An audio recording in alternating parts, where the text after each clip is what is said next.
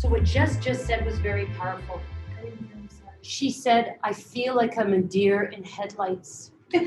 Okay, today we're going to talk, the main subject today are the metaphors, are your metaphors of life.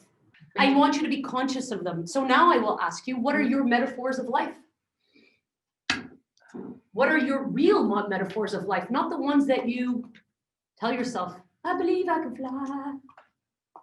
But you're not, you're surviving.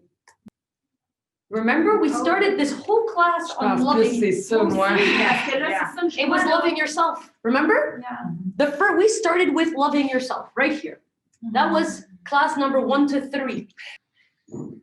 So what if I told you you can be here and enjoy it? Okay, so tell me what you would need to do to enjoy being successful. Write them down. So what are your metaphors of life? Jess said, I feel like a deer in headlights. You know a deer? When they're walking down the road. And then they see. And, oh, I have the perfect video for you. She feels like she's the deer in headlights. Do we understand what I mean now? Yeah. You know the headlights of a car? Yeah. And they just there. Yeah, they just stay there. They're just they don't move. Why? Because they're blinded by the light. They're blinded by the light. Here we go. We've got another one. Okay, guys, this is really good. Okay, so now we say, c'est comme une montagne. I see a mountain in front of me. It feels so. And then deer in headlights. So what's the headlights? What did the headlights mean to you? You're frozen. Yeah. Because the deer is frozen in her metaphor, and the headlights is what froze The deer. the deer. Correct? Okay. So everything that you need to do freezes you in action. Okay.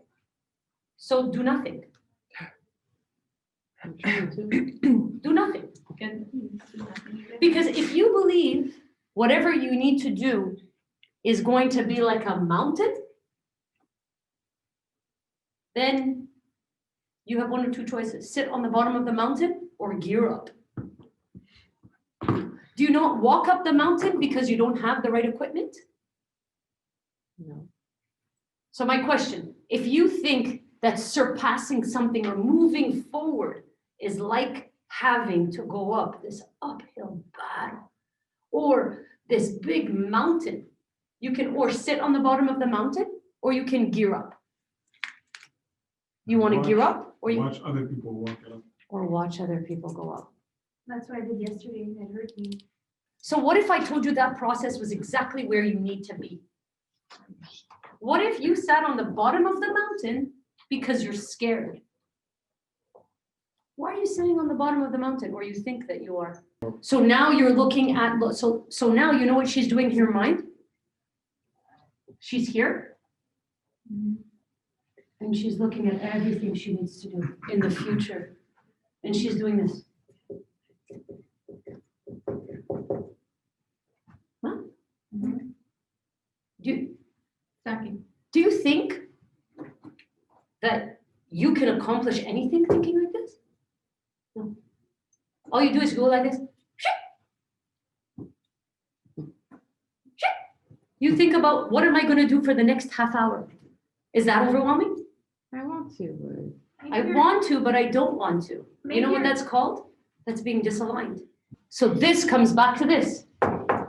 Why do you think I started this 12-week class with loving yourself?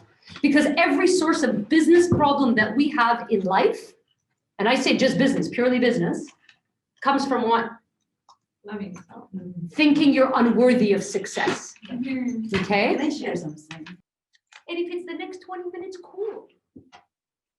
It doesn't have to be planned out like she did, but she had to. She has 3 dependent children. That were little at the time. She had to. So somebody said earlier, find your why. Why are you doing this? Why are you here? Why are you here? What would you rather be doing? Right? At some point, you make decisions, things that you want, ideas in your head that you think is what you want. right? And then you look back and you say, it was nice in theory, but not in practice. And so you let go of that. So I ask you, what are your metaphors of life? Because your metaphors of life drive your life. Unconsciously, you don't know. But now that she knows that she thinks she's a deer in headlights, I hope that every single time you think of that, you say, I choose not to be the deer. I choose to be the car. And I'm driving up. I choose to not be the deer. I choose to be the car. You have that choice. You see, you're choosing to be the victim in your situation instead of Victor. Yeah. the victorious one. I don't want to call the car running over. In this case, it wasn't really run over, okay? It almost happened, but it didn't. I want you to realize the role you've chosen.